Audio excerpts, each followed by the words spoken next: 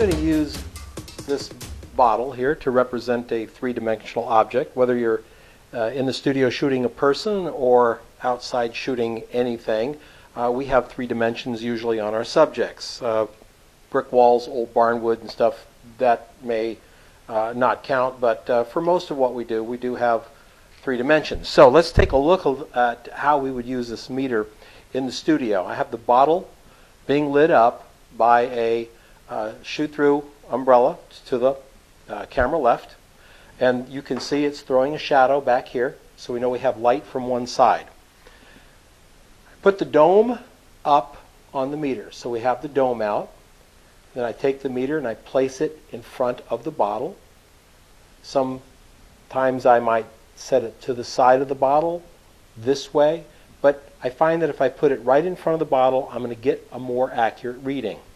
I like to put my lights in very close. The closer you have the lights in, the faster the light falls off, inverse square law. So if my light was very, very close to this object and I decided to put my meter here, that's 6 inches away. That could affect my exposure. I put it right up front. In rare cases, I may actually move the bottle to put it here, but we're talking about shooting people and other things, so we're really not going to get into that level of it. So I put the meter right here and I take an exposure reading. Notice that the dome is headed right towards the lens. That way you can see the dome is lit the same way the bottle is. Light on this side, shadow on this side. Everything's being picked up. Ambient, everything is being included in this picture. So in this exposure meter reading. So this is where I place it. I might go from the top down to see if there's any fall off. For this bottle shot, they should all be the same all the way down when I do it. So you use the dome the same way in 3 dimensions as you use the bottle. There is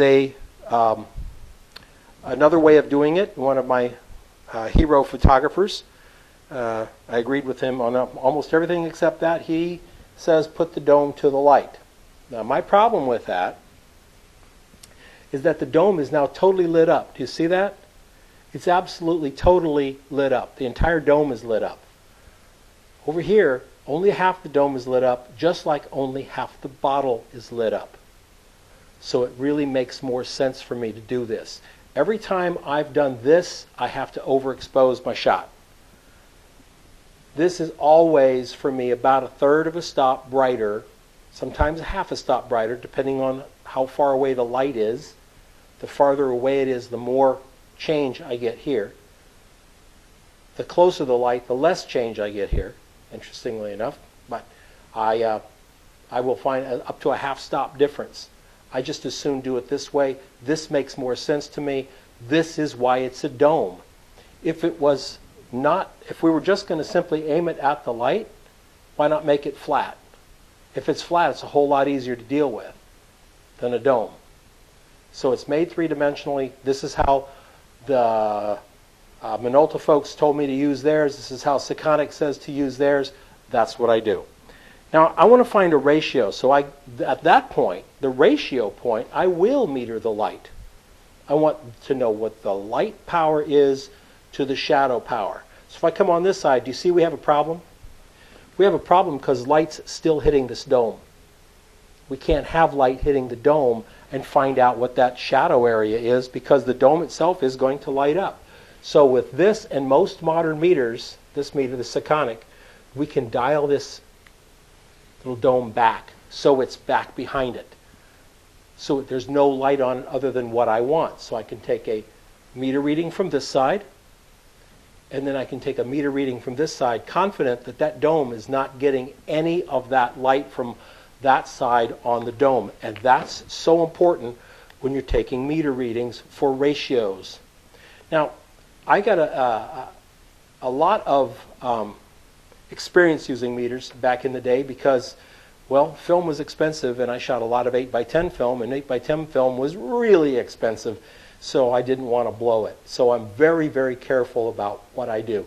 Some photographers, I would say a very few photographers, use incident and use reflected light meters in the studio, but I don't. I've never met a photographer who used reflective metering with with flash, with strobe. I've never met one. They may exist out there. I've never done it. Sometimes I've checked with a very tight spot meter, but I probably less than the fingers on my hands have ever done that in the studio with strobe. In the studio with strobe, it's ambient or incident light meter reading. So use the dome towards the camera, find out your exposure. You can then take the dome back here and find out what the exposure is back here. Again, the dome is being lit the same way this paper is. So you can find out what the difference is between here and here. Now here's an exercise for you. Go and take something three-dimensionally, light it from 45 degrees like I am, and you can see the highlight, the specular right down the side, so it's 45 degrees. Light it that way and shoot it with the meter to the light, the meter domed right towards the camera.